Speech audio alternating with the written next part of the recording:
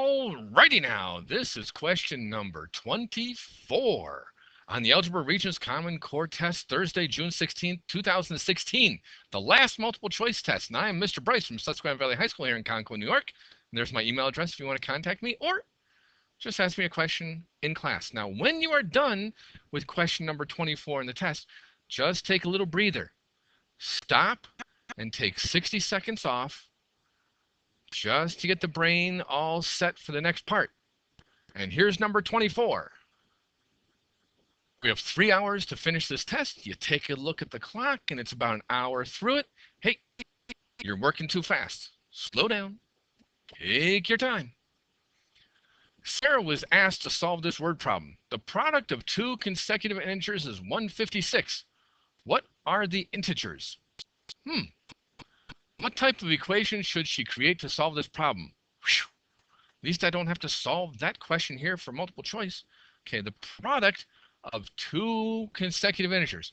Well, when I have two consecutive integers, I usually want to say the first one is x and the second, let me see, how do I get from 8 to 9?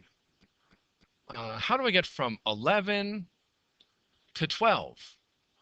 I add 1. And then it says product. X times x plus 1. What type of equation is that? Not quite sure. Why don't I write down x squared plus x? X squared plus x. Now I recognize it. You see that right there? What kind of equation is that? It's definitely not linear. You type that into your calculator and you see it. And it looks like that.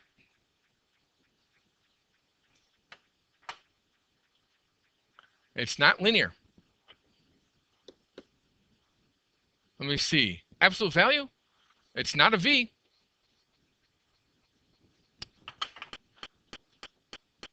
So now we've got a choice between exponential and quadratic. So let me see, exponential. Oh yeah, there was a question earlier, exponential, and it looks like that. Because an exponential equation will be like 1.02 to the x. So it's not exponential, it is quadratic. Hang on, and here comes your question.